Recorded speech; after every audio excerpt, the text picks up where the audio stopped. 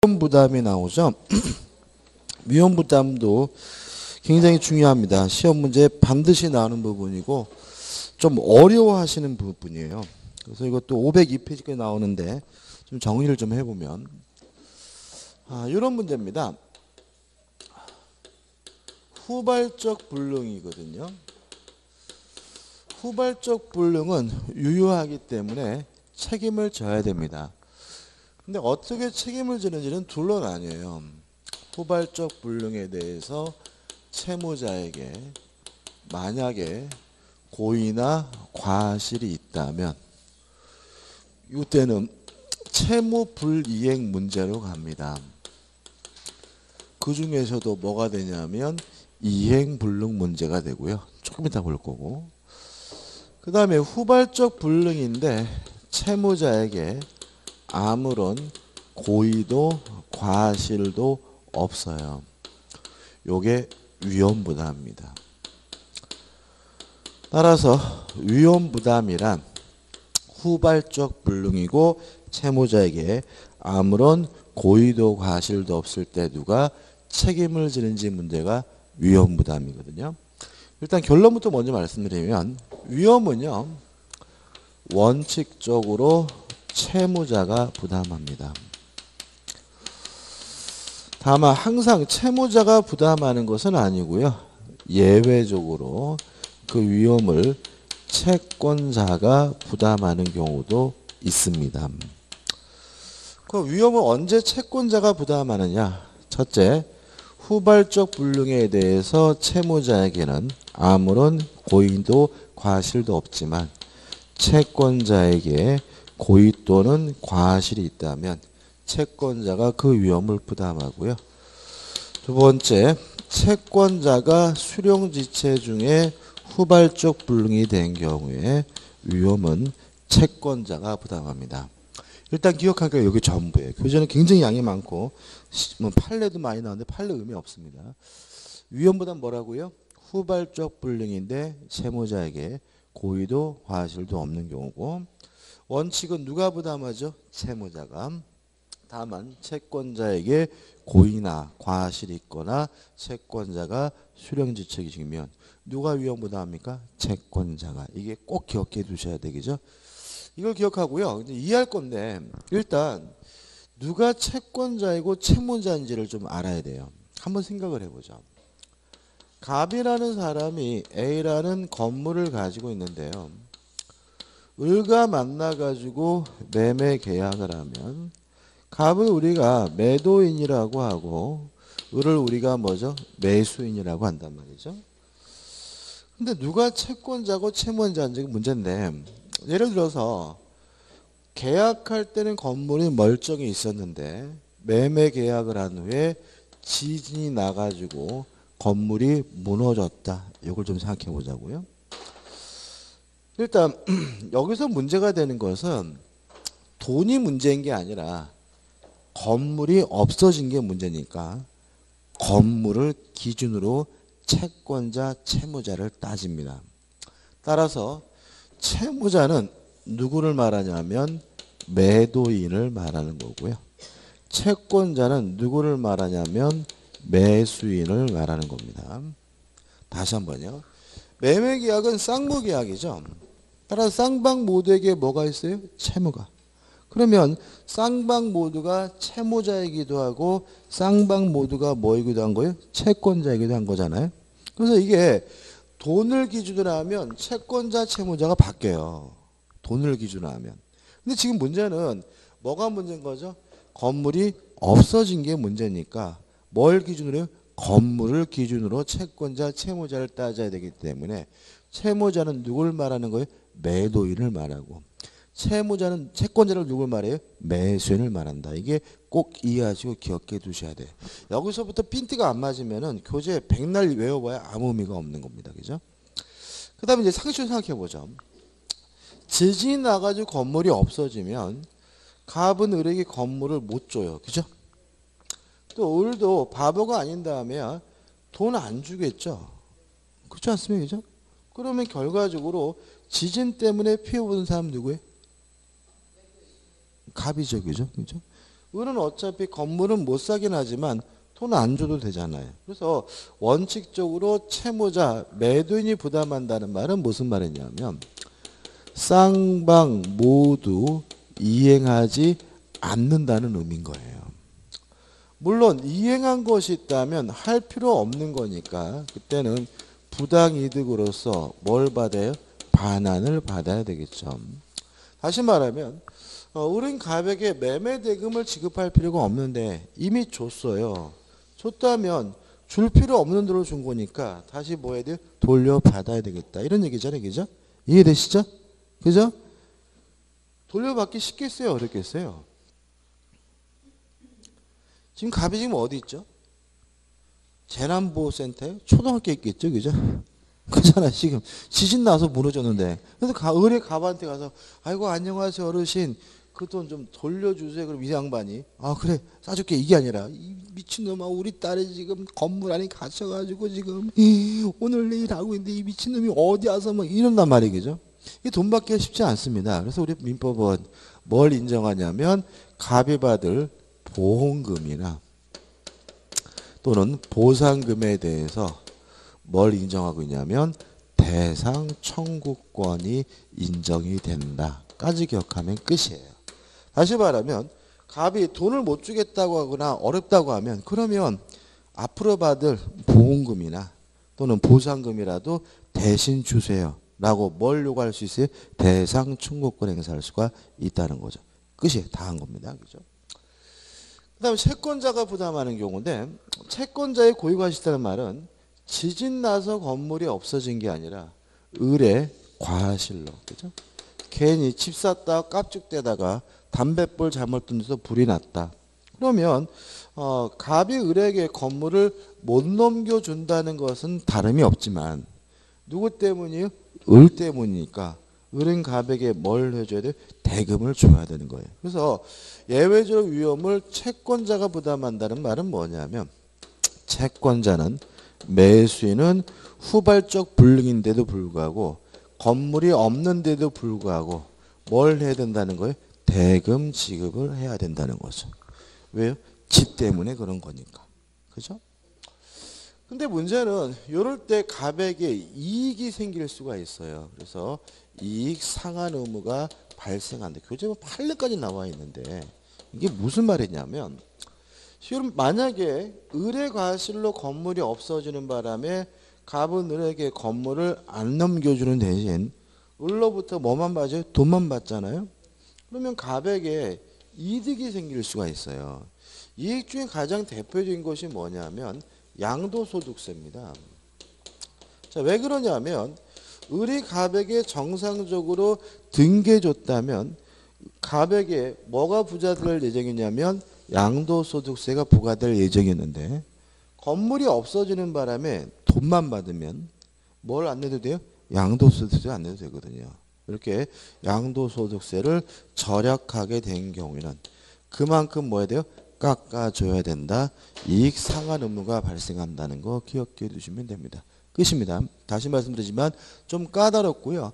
문제가 아주 복잡하게 나오는 부분이기 때문에 까다로울수록 어떻게 공부한다고요? 단순화해서 기억하는 겁니다. 그래서 먼저 채권자, 채무자가 누구인지 머릿속에 숙지하신 다음에 이 하얀색을 정확하게 뭐예요? 기억하시고 그 다음에 부담한다는 말이 무슨 뜻인지에 대해서 이해하시면 충분히 문제를 풀 수가 있습니다.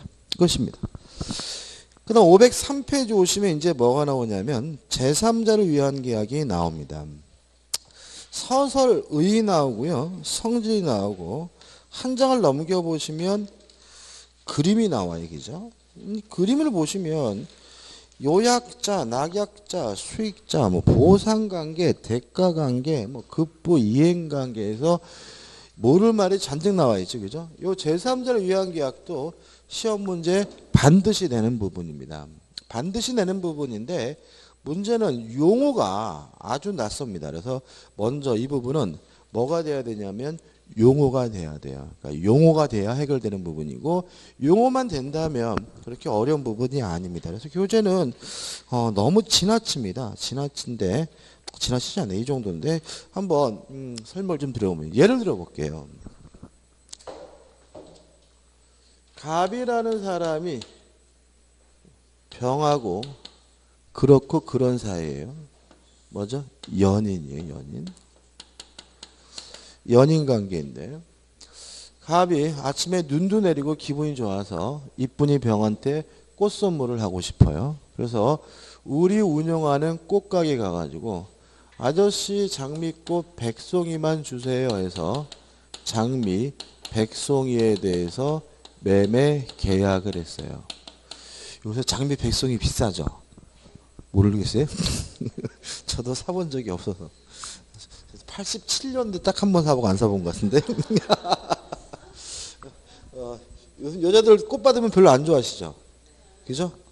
좋아하세요? 저는 막 그 한 4, 5년 전인가 술 먹고 괜히 꽃 사가 들어갔다가 꽃으로 뚜지 맞을 뻔했는데 왜 쓸데없는 돈을 쓰느냐? 그거 쓰레기고 그거 이제 둬봤자 다 쓰레기고 버리기도 귀찮은데 뭐하러 가져왔냐고. 그러니까 꽃으로 두드려 말려 버렸어요. 그래서 제가 절대로 꽃을 안 사 그랬는데 아무튼 그러면서 이제 우리 갑이 을한테 꽃 좀 병한테 배달해 주세요. 이렇게 계약을 했다면 이게 뭐냐면 제3자를 위한 계약이에요. 뭐 얘는 뭐 많지만 가장 쉬운 예를 들면은 여기서 이제 용어인데 꽃 배달을 시킨 갑을 요약자라고 해요. 꽃 배달을 해줘야 될 꽃집 아저씨 을을 낙약자라고 하고요. 요 병을 제3자 또는 수익자라고 하죠. 그죠? 그림 나와 있죠. 그 다음에 을이 병한테 왜 꽃 배달을 했냐면 갑으로부터 매매 계약을 했기 때문이죠. 갑과 을 간의 요 매매 계약을 보상관계라고 하고요. 또 갑과 병이 둘이 그렇고 그런 사이다. 둘 간의 관계를 대가관계라고 합니다. 말도 들을게 어렵죠. 그죠? 또 을이 병한테 꽃을 준다. 우리 교재는 급부이행관계라 나와 있는데 틀린 말은 아니고 그냥 더 많이 쓰는 말은 수익관계라는 말을 씁니다. 그래서 먼저 보상관계가 뭐고 대가관계가 뭐고 이행관계, 수익관계가 어딘지를 아셔야 되겠죠. 이러면 이제 다 끝납니다. 내용은 어렵지 않아요. 첫째, 보상관계에서 발생하는 모든 문제는 수익관계에 바로 영향을 줍니다. 매매계약이 무효면요. 꽃 안 갖다 주죠. 매매대금 안 줘도 뭐죠? 꽃 안 갖다 주고 매매계약이 취소가 돼도 뭐죠? 꽃을 안 갖다 줍니다. 여기서 조심할 것은 병은 보호의 대상으로서 제3자가 아닙니다. 그래서 우리 여기를 제3자란 말보다는 수익자란 말로 기억해 두시는 게 좋아요.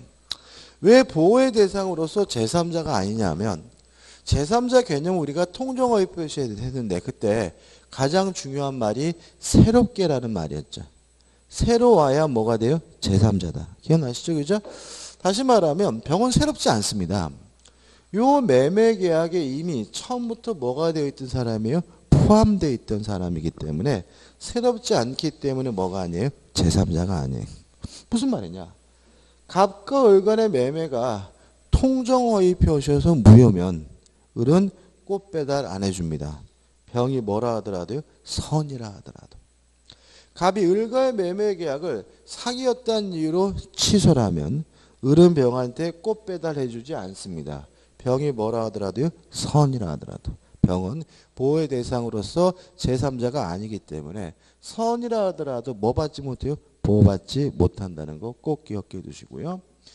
이에 반해서 대가관계는 수익관계에 아무런 영향을 미치지 않습니다. 이 책은 여기서 시험 문제 답을 많이 만들어요. 다시 말하면 갑과 병이 점심 먹다가 대판 싸웠어요. 이제 너하고는 남남이다. 끝이다. 라고 찢어졌더라도 을은 계약 내용들을 병한테 뭐 하면 그만이에요? 꼭 배달하면 그만입니다. 기억해 두시고요. 그 다음 내용은 이렇습니다. 을이 병한테 전화를 해가지고 안녕하세요. 갑씨가 꽃 배달 시켰는데 받으실래요? 그랬더니 아 좋아라. 제가 받을게요. 이게 뭐냐면 수익의 의사표시고요. 이렇게 꽃을 받겠다라는 수액의 의사표시를 하면 이제 병은 을에게 직접 이행을 청구하는 것이 가능합니다. 전화해가지고 아이고 저 예출해야 되는데 빨리 좀 갖다 주세요 라고 병이 을한테 뭐 할 수 있어요? 청구할 수 있고요.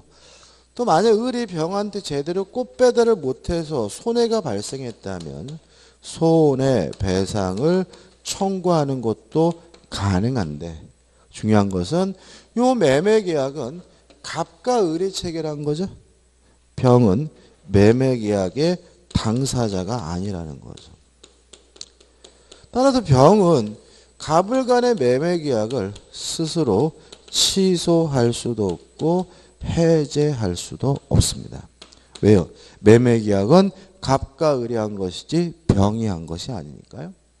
또 좀 이따 우리가 배울 텐데 해제를 하게 되면 원상회복을 하거든요.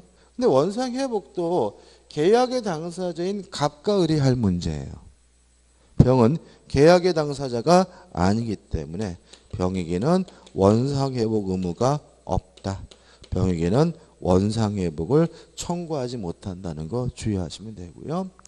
마지막으로 병이 수익의 의사표시를 한 후에는 이제 갑과 을은 임의적으로 계약의 내용을 변경시킬 수도 없고 소멸시킬 수도 없다는 것까지 기억하시면 끝입니다. 이런 얘기겠죠. 병이 꽃을 받겠다라고 한 후에 갑이 집에 가서 곰곰이 생각해 보니까 미친 것 같아요. 아우 미쳤어. 백송이가 뭐야. 을한테 전화해서 아저씨 그 백송이 말고요 10송이로 바꿉시다 라고 변경하면 이제 병한테 뭐죠? 뒤지게 맞습니다.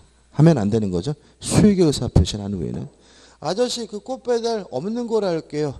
소멸시킬 수는 없습니다. 왜요? 병한테 뭐죠? 뒤지게 맞습니다. 다시 말하면 줬다 뺏으면 엄청나게 기분이 나쁘잖아요. 그래서 수익의 의사표시를 한 후에는 임의적으로 변경시킬 수도 없고 뭐 할 수도 없어요? 소멸시킬 수도 없습니다. 끝입니다. 끝.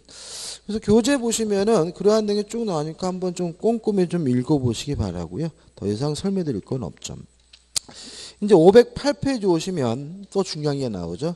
계약의 해제와 해지해가지고 특히 해제가 중요하고요. 해제에 대해서는 시험 문제가 반드시 나옵니다. 해제도 시험 문제가 뭐죠? 반드시. 이것도 한 문제짜리인데 양이 좀 많죠. 그죠? 양이 많아서 이거는 교재 내용도 좀 보긴 봐야 되는데 어디까지 나오죠? 522페이지까지 나와서 이것도 정리를 해야 됩니다. 정리를 해야 되는데 좀 많으니까 좀 먼저 지울게요. 네, 여기다 그죠? 일단 시작을 하면서 먼저 생각할 게 뭐냐면 해제라는 것은 유효한 것을 소급해서 처음으로 들어가서 무효화시키는 겁니다. 그럼 우리가 뭐가 떠오르냐면 취소가 떠오르죠. 그럼 민법상 유효한 것을 소급적으로 무효화시키는 것은 두 가지라는 거죠. 취소와 해제 두 가지가 있습니다.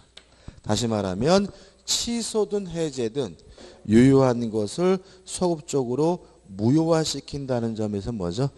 동일합니다. 그럼 뭐가 다르냐면요. 첫째, 대상이 다릅니다.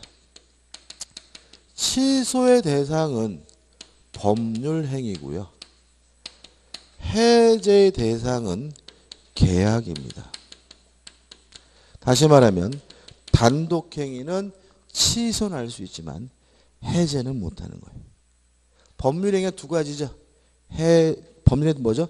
계약과 단독행위. 그죠? 그러면 취소의 대상은 법률행위라는 말은 계약도 취소할 수 있고 단독행위도 뭐 할 수 있어요? 취소할 수 있다는 얘기고 해제는 계약에 대해서 할 수 있다는 말은 단독행위에 대해서는 뭘 못해요? 해제는 못한다는 걸 의미한다는 거 꼭 기억해 두셔야 돼요. 그 다음에 사유가 다릅니다. 취소 사유에 대해서는 제한 능력자가 법률행위라면 취소할 수 있고요. 사기, 강박에 의한 의사표시도 취소할 수 있고 착오에 의한 의사표시도 취소할 수 있어요. 근데 주의하실 것은 취소는 요 네 가지 사유만으로만 할 수 있습니다. 다른 사유로는 뭐 할 수 없냐면 취소할 수 없어요. 취소는 법정 취소 사유만이 존재할 뿐입니다. 이에 반해서 해제 사유는 당사자 간의 약정으로 해제 사유를 정할 수가 있다는 점에서 차이점이 있습니다. 다시 말하면 약정 취소 사유라는 건 없는 겁니다. 취소는 뭐죠? 네 가지 사유. 시험에 아주 잘 나와요. 취소는 뭐죠? 네 가지 사유. 다른 사유로는 뭐 하지 못해요? 취소하지 못합니다. 예를 들어서 이런 거죠. 제가 아파트 매매 계약을 하면서 해외로 이민 갈까 말까 고민이에요. 그래서 이제 글쎄요 사고 싶긴 한데 해외로 이민 갈지 모르겠네 그랬더니 계약서에 쓰재. 그래서 매매 계약서에다가 단 매수인이 해외로 이민 가는 경우에는 본 계약을 취소할 수 있습니다. 썼으면 잘못된 계약이에요. 왜냐하면 취소는 네 가지 사유만으로만 할 수 있는 거예요. 해외로 이민 간다. 이런 사유로는 뭐 할 수 없어요? 취소할 수가 없는 거예요. 그럼 어떻게 써야 되느냐? 단 매수인이 해외로 이민 가는 경우에는 해제할 수 있습니다. 이렇게 써야 되는 거예요. 왜냐하면 해제는 당사자 간에 뭐로 돼요? 약정으로 해제 사유를 만들어낼 수가 있기 때문에. 그래서 약정 취소 사유라는 건 없는 겁니다. 근데 뭐는 있어요? 약정 해제 사유는 있는 거죠. 그 다음에 법률 규정에 의한 뭐가 있습니까? 법정 해제 사유가 있겠죠. 물론 수험적으로는 가장 중요한 것은 뭐가 돼요? 법정 해제 사유인데 법정 해제 사유는 딱 한 가지. 채무 불이행이 있으면 계약을 해제할 수가 있습니다. 따라서 이제 앞으로 채무 불이행하면 뭐가 떠올라야 되냐면 해제가 떠올라야 되고요. 해제하면 뭐가 떠올라야 되냐면 채무 불이행이 떠올라야 돼요. 앞으로는. 그래서 해제는 언제 하는 겁니까? 채무 불이행이 있으면 하는 겁니다. 근데 채무 불이행이요. 여러 가지가 있어요. 첫째, 할 수 있는데 안 하는 거 이행지체. 두 번째, 할 수 없어서 못하는 거 이행불능. 하긴 했는데 완전하지 않아요. 불완전이행. 요 세 가지가 대표적인 뭐가 되냐면 채무불이행입니다. 조심할 게 있는데 제가 친구한테 돈을 빌렸어요. 오늘까지 갚기로 했거든요. 저에게 돈이 없어요. 이행불능. 못 갚는 건가요? 아니면 이행지체 안 갚는 건가요? 안 갚는 겁니다. 법적으로는. 왜냐하면 여기서 말하는 불능은 누구도 못하는 객관적 불능만이 불능인 거예요. 돈 없는 거는요. 제가 없는 거지. 다른 사람들은 있는 거잖아요. 그래서 돈은 항상 뭐예요? 이행지체. 이행불능 문제는 발생하지 않는다는 거 하나 조심하셔야 되고요. 항상 뭐 위험부담할 때 불능도 마찬가지고요. 뭐 계약 체결서 가시면서 불능도 마찬가지고 여기서 불능도 뭐예요? 세상 모든 사람들이 할 수 없는 뭐만요? 객관적 불능만은 불능이고 따라서 돈은 불능이 아니라 항상 뭐예요? 지체 문제를 가게 됨을 주의하시기 바랍니다. 자, 이행지체는요. 할 수 있는데 안 하는 거기 때문에 원칙적으로 상당한 기간을 정하여 한 번 더 채고 독촉하고요. 그래도 이행하지 않으면 계약을 뭐 할 수 있냐면 해제할 수가 있어요. 다만 항상 그런 것은 아니고 이행지체의 경우에도 예외적으로 채고 없이 바로 계약을 해제할 수 있는 경우가 있는데요. 두 가지입니다. 첫째, 정해진 기한 내에 이행해야 의미가 있는 정기행위의 경우에는 채고할 필요가 없습니다. 정기행위의 가장 대표적인 예가 뭐냐면요. 환갑잔치 때 쓰려고 떡을 맞췄어요. 환갑잔치날까지 와야죠. 그 다음날 와봐야 의미가 없죠. 이런 걸 우리가 뭐예요? 정기행위. 결혼식 날 입으려고 웨딩 드레스를 맞췄어요. 최소한 언제까지는 와야죠? 결혼식 날까지는 와야죠. 그 다음날 와봐야 의미가 없죠. 이게 뭐예요? 정갱이.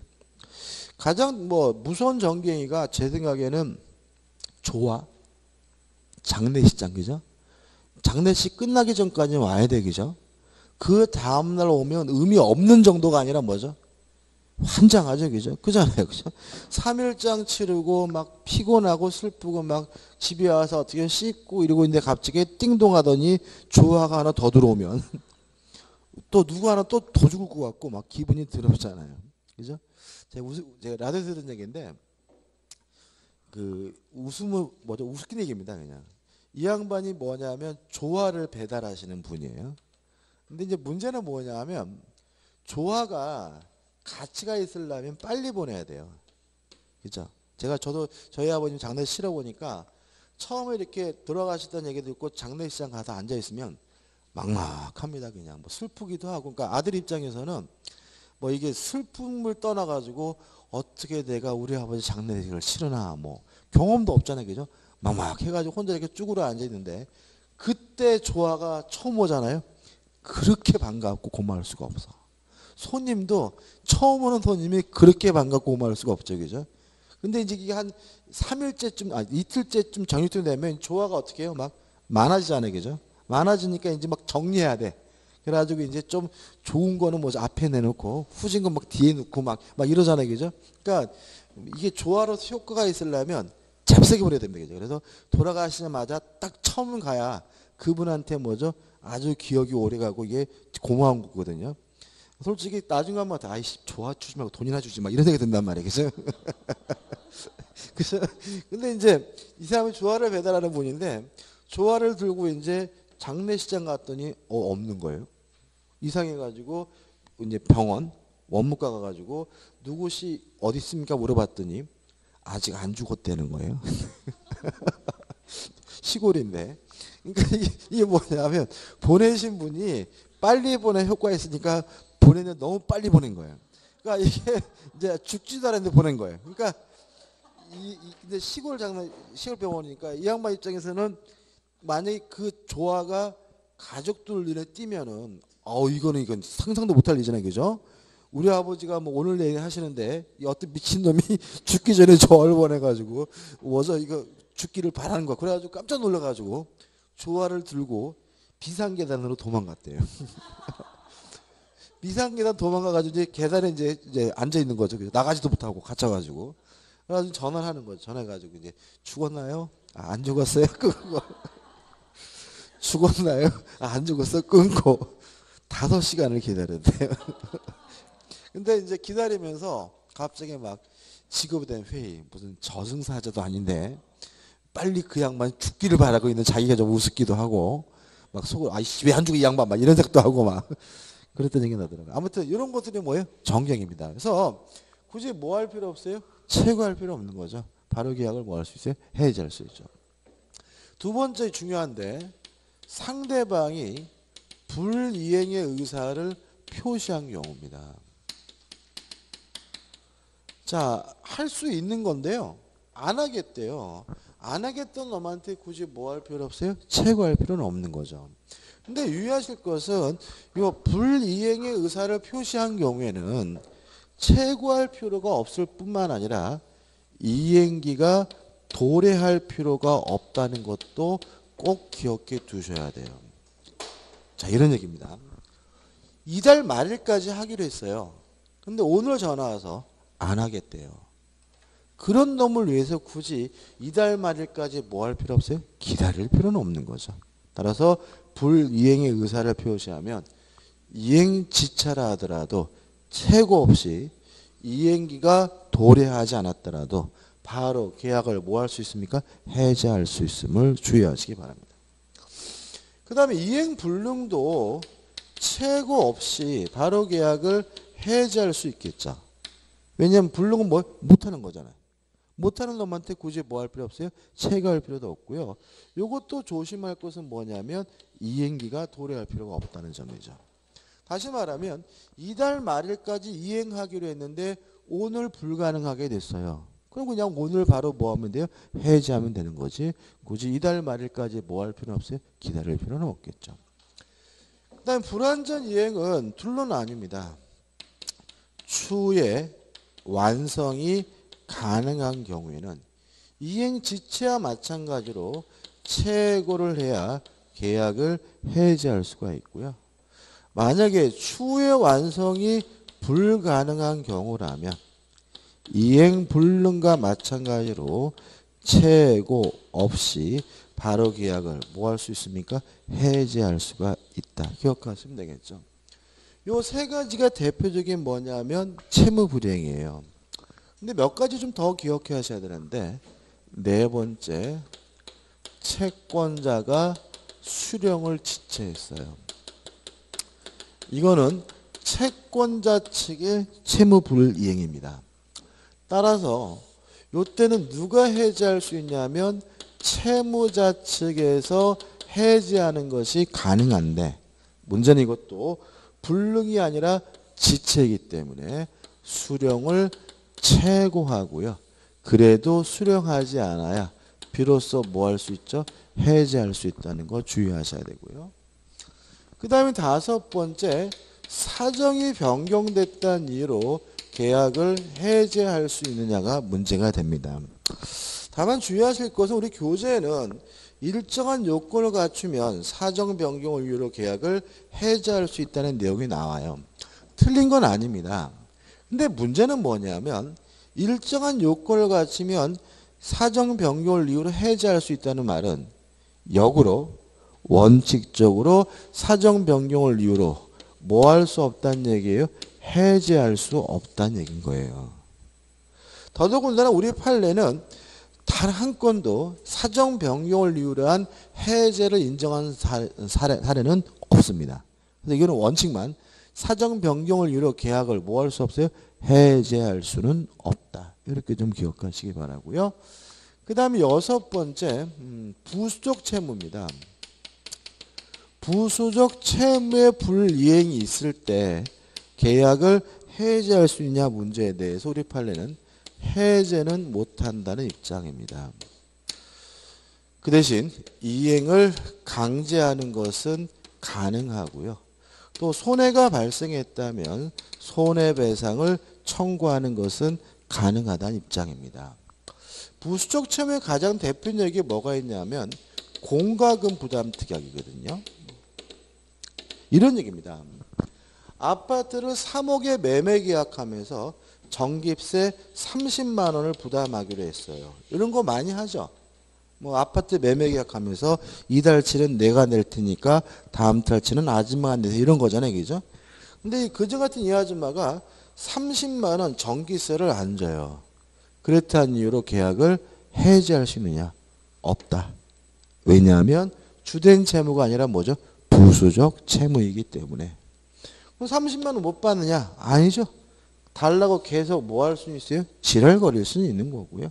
만약에 안 주는 바람에 제 돈으로 관리사무소에 30만 원을 냈다면 손해배상도 뭐 할 수 있는 거예요? 청구할 수가 있는 거죠. 다시 말하면 주된 채무에 불이행이 있으면 부수적 채무에 불이행이 있으면 이행을 강제할 수도 있고 손해배상도 청구할 수 있지만 계약 자체는 뭐 하지 못해요? 해제하지 못해요. 기억나시나요? 토지, 거래, 허가, 절차에 관한 협력 의무. 유동종 무효할 때 했었죠, 그죠? 그때 뭐라 그랬어요? 협력 의무는 있기 때문에 일방이 거부하면 강제할 수 있고 손해배상은 청구할 수 있지만 계약 자체는 뭐 하지 못해요? 해제하지 못한다. 왜요? 부수적 채무이기 때문에 그런 겁니다. 그 다음에 세 번째로 분묘 처리 특약도 좀 기억해 두세요. 이건 또 언제 했죠? 분묘 기지권 하면서 했죠?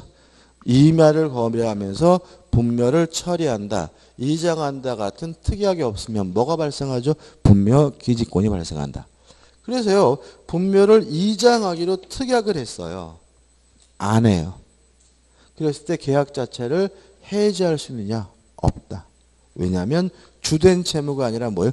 부수적 채무이기 때문에. 물론 안 하면 그것을 뭐 할 수 있어요? 강제할 수 있고 내 돈으로 이장했으면 무엇은요? 손해배상은 청구할 수 있지만 계약 자체를 뭐 하지 못해요? 해지하지 못하고요. 네 번째, 다운 계약서.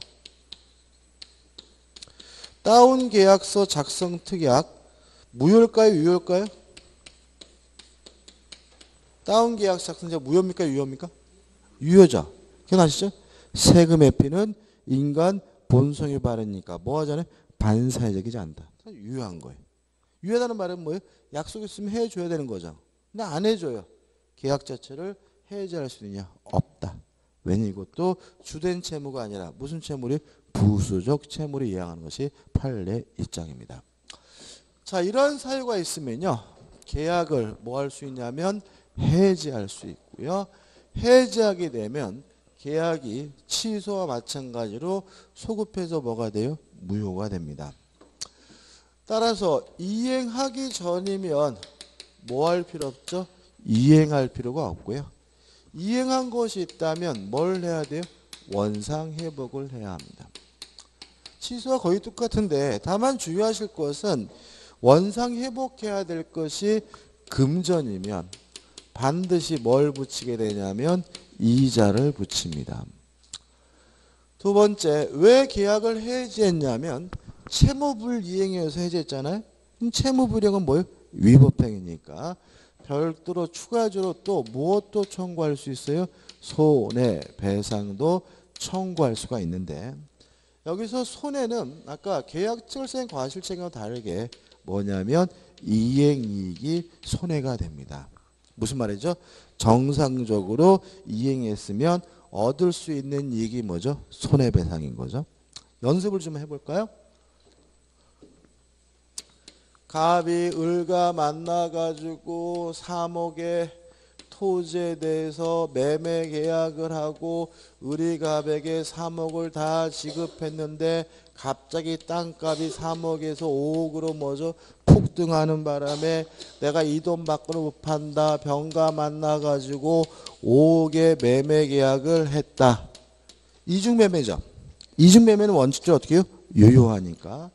을과 병 중 누가 소유권을 취득합니까? 먼저 등기한 사람이.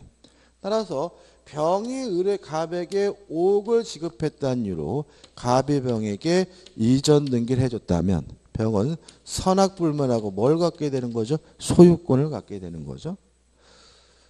근데 이 갑과 을 간의 매매 계약도 아직도 유효한 거죠. 그럼 갑이 을에게 등기를 못 해주는 것은 채무불이행인 거죠. 그잖아요. 이행지체예요? 이행불능이에요? 이행불능이죠. 병한테 뭘 해줘? 등기를 해줘 버렸잖아. 그죠? 따라서 어떻게 이행불능이니까 을은 갑과의 매매 계약을 최고 없이 바로 계약을 뭐 할 수 있어요? 해지할 수가 있죠. 그죠? 그죠? 그죠? 자, 해지했으면 요 매매 계약이 소급해서 뭐가 돼요? 무효가 되니까 을은 갑에게 원상 회복을 받습니다. 근데 3억을 돌려받는다는 얘기잖아요. 근데 원금이 아니라 뭐죠? 이자 5%입니다. 연 5%에서 3억 플러스 알파에서 뭘 받아요? 원상 회복을 받고요. 근데 별도로 또 무엇도 청구할 수 있어요? 손해배상. 이행이익이 손해배상이죠. 얼마예요? 2억이죠. 3억짜리가 5억으로 뛰었다는 말은 정상적으로 갑이 을에게 이행했으면 얼마 벌 수 있었어요? 2억. 따라서 2억을 뭐죠? 손해배상조로 받는다. 이게 결론인 겁니다. 근데 결과적으로 갑은 5억 받고 팔아봤자 을한테 다 줘야죠. 3억에 대한 뭐까지 붙여서요? 이자까지 붙여서. 그리고 끝나나요? 갑은 뭐죠? 깜빵합니다. 배임죄로 뭐죠? 형사처벌 받고요. 배임죄는 재질이 아주 안 좋은 거로 보기 때문에 무조건 구속입니다. 그래서 이중매매 하시면 안 돼요. 항상 말씀드리지만 유효하다는 말은 할 수 있다는 말이 아니라 뭐예요? 책임을 져야 된다는 얘기죠. 그죠? 이중매매는 유효합니다. 책임을 집니다. 어떻게 해요? 등기해 준 사람에게는 소유권을 넘겨줌으로써 등기를 못 해준 사람에게는 채무불이행 책임을 져야 된다는 의미에서 이중매매는 뭐한 거예요? 유효한 거다. 이렇게 되는 거죠. 그 다음 마지막 세 번째로 소급해서 무효가 되니까 제3자 보호 문제가 되는데, 일단 제3자 개념은 우리가 전에 배웠던 통정어휘 표시하고 같습니다. 다만 추가되는 건 뭐냐면, 조심할 건 뭐냐면 완전한 권리를 취득해야 된다는 거죠. 다시 말하면 새롭게 이해관계를 가졌다 하더라도 그 사람이 아직도 완전한 권리를 취득하지 못했다면 제3자로서 뭐 받지 못해요? 보호받지 못해요. 예를 들어서 갑이 을과 만나가지고 매매 계약을 하고 갑이 을에게 등기를 해주는데 을이 또다시 병한테 팔아먹었어요. 이런 상태에서 갑이 을과 매매 계약을 채무불이행으로 이유로 해제하면 이 병은 제3자가 아니에요. 왜냐하면 매매 계약만 했을 뿐 뭘 안 했어요? 등기. 그죠? 다시 말하면 제3자로서 보호받으려면 완전한 권리를 취득해야 된다. 뭐까지 했어야 돼요? 등기까지 해야지만 제3자로서 보호받게 된다는 거 주의하시기 바라고요. 요 제3자가 두 가지가 있습니다. 해제하기 전이라면 이때는 선이든 악이든 묻지 않고 제3자로서 보호가 됩니다. 해제 후에 이해관계를 가졌다면 선이어야지만 보호가 되고요. 악이면 보호되지 않습니다. 예를 들어서 갑이 을에게 팔아먹고 등기를 해줬는데 을이 병에게 팔아먹고 등기를 해준 후에 갑이 을과의 매매 계약을 해제했다면 병은 언제 사고 등기했습니까? 해제 전이니까 이때 병은 선악불문하고 소유권을 가져요. 근데 만약에 먼저 해제가 되고 나중에 을이 병한테 팔아먹고 병에게 등기를 해줬다면 병은 언제 샀냐면 해제 후에 샀기 때문에 이때는 선이어야지만 보호가 되고 악이면 뭐 되지 않습니까? 보호되지 않습니다. 그래서 이 제3자가 순서가 좀 주의하셔야 되니까 좀 조심하셔야 돼요. 끝입니다. 그래서 해제의 경우에도 굉장히 많은 것 같지만 여러분들이 수험으로 정리해야 될 것은 뭐예요? 요 정도예요. 이 정도에서 여기까지 정리하면 끝이고요. 교재는 잠깐 좀 볼게요. 일단 교재를 좀 보시면 자 508페이지에서 서설 나와 있고요. 509페이지에 가지고 해제와의 구별에서 해제 계약이 나오는데 이 해제 계약은 승낙을 얻어서 하는 해제를 말합니다. 근데 우리가 지금 배우는 거는 채무 불이행이 있으면 승낙받지 않고 일방적으로 계약을 해제하는 거잖아요. 해제는 뭐예요? 단독행위죠. 그러면 해제 계약은 지금 배우는 것이 해제는 적용되지 않는 거예요. 해제 계약에는. 왜냐하면 이런 것들은 다 뭐냐면요. 승낙을 받지 않고 일방적으로 해제하기 위한 요건인 거잖아요. 그죠?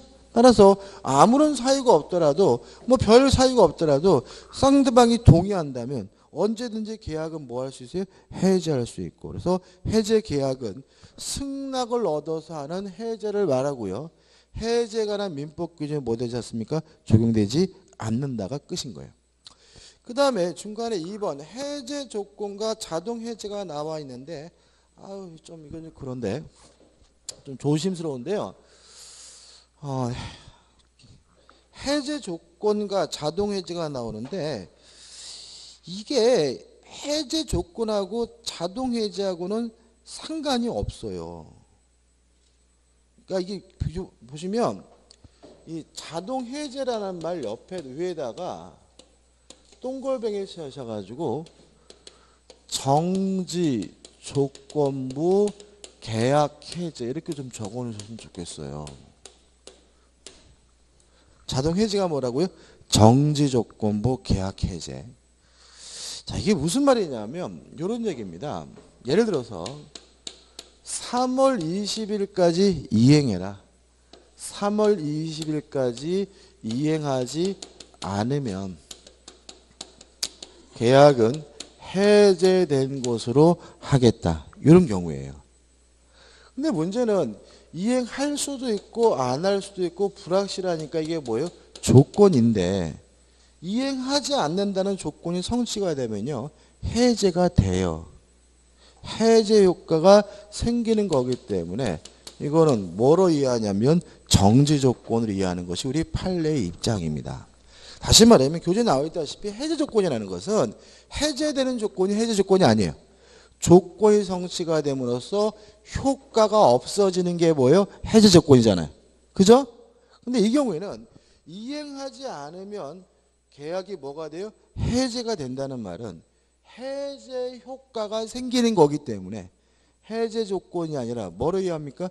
정지 조건을 이해하는 게 우리 판례의 태도예요. 이해되십니까? 그죠? 앞으로 해제되는 게 해제 조건이다. 잘못된 거 그죠? 해제되는 건 오히려 해제 조건이 아니라 뭐예요? 정지 조건이에요. 왜요? 조건이 성취가 되면 해제가 된다. 해제 효과가 생기는 것이기 때문에 해제 조건이 아니라 뭐를 이해합니까? 정지 조건을 이해하고요. 앞에 안 보겠지만 우리 교재는 민법 총칙에는 여기에 정지 조건이라고 적혀 있어요. 이게 앞에. 그래서 아무튼 해제 조건하고 상관없습니다. 무슨 조건이에요? 정지 조건임을 꼭 기억해 두셔야 되고요. 그다음에 교재에 나오는 내용인데 자동으로 해제가 됩니다. 그 말은 뭐냐면 또다시 굳이 해제한다라고 의사표시를 할 필요는 없어요. 무슨 말이냐면 이행하지 않는다는 조건이 성취가 되면 자동으로 뭐가 되는 거예요? 해제가 되는 거예요. 굳이 또다시 해제한다고 뭐 할 필요 없어요? 말할 필요는 없다는 거죠. 근데 주의하실 것은 뭐는 필요하냐면 이행 또는 이행의 제공은 필요해요. 이게 무슨 말이냐면 이행하지 않는다는 이유로 자동으로 해제가 되려면 이행하지 않는 것이 뭐여야 되냐면 채무불 이행해야 되거든요.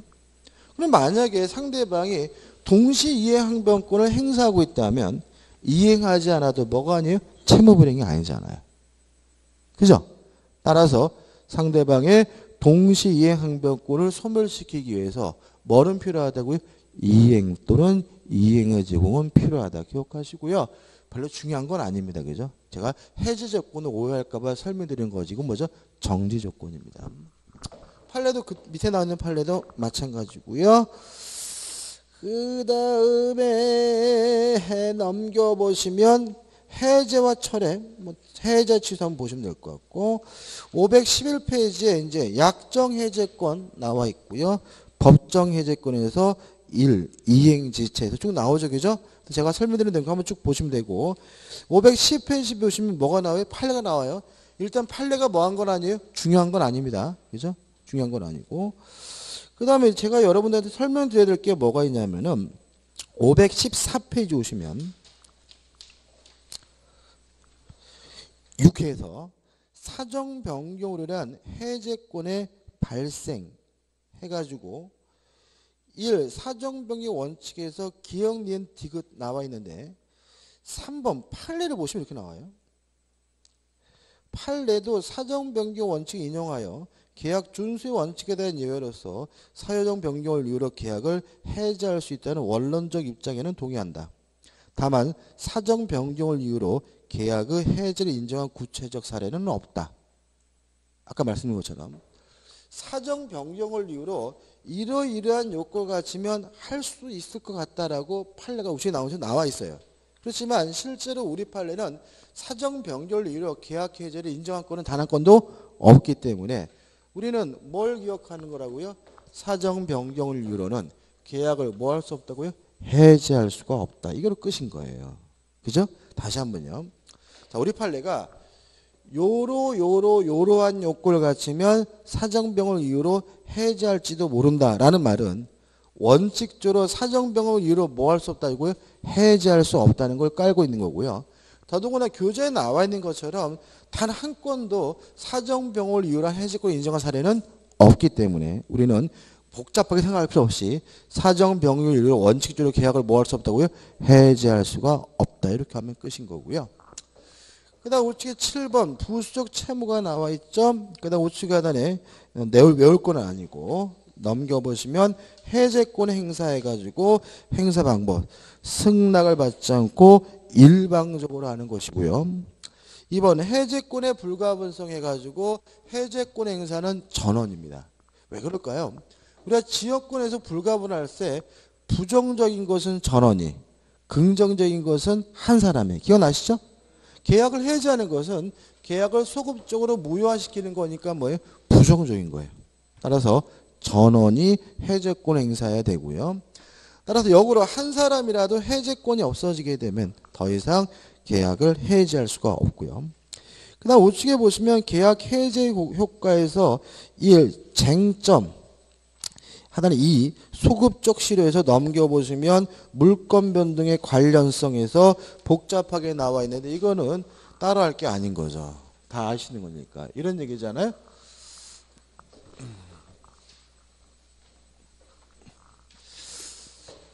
갑이 을과 만나가지고 매매 계약을 하고 갑이 을에게 등기를 해줬는데 매매 계약이 무효면 무엇도 무효라고요? 등기도 무효다. 그 얘기예요. 매매가 해제가 되면 매매 계약이 어떻게 돼요? 소급적으로 어떻게 해요? 무효가 되니까. 무엇도 무효? 등기도 무효다. 따라서 해제되는 순간 을의 등기가 말소되지 않아도 누구 거요? 갑의 것이고 갑은 을에게 말소 등기를 청구하는데 그 등기 청구권은 물권적 청구권이니까 뭐에 걸리지도 않아요? 소멸시에 걸리지 않는다. 그래서 결국 이거 뭐예요? 매매가 무효면 무엇도 무효라고요? 등기도 무효다. 그게 또 나왔을 뿐입니다. 간단하고요. 그 다음에 이제 하단에 보시면 제3자 범위의 보유 확대는 요거죠. 해제 전에 이해관계를 가졌다면 선악 불문하고 해제 후에 이해관계를 가졌다면 선인 경우 보호되고 악이면 보호되지 않고요. 특히 우측에 제3자에 해당하는 경우와 해당하지 않는 걸 나눠놨죠. 이거 절대로 외우지 마세요. 만약에 뭔 소리 모르겠으면 모르시는 게 나아요. 항상 말씀드리지만 제3자는 뭐라고요? 당사자 및 포괄 승계를 제외한 사람 중에서 새롭게 이해관계를 가진 사람을 말하고요. 새롭다는 말이 중요하고 특히 여기서 뭐죠?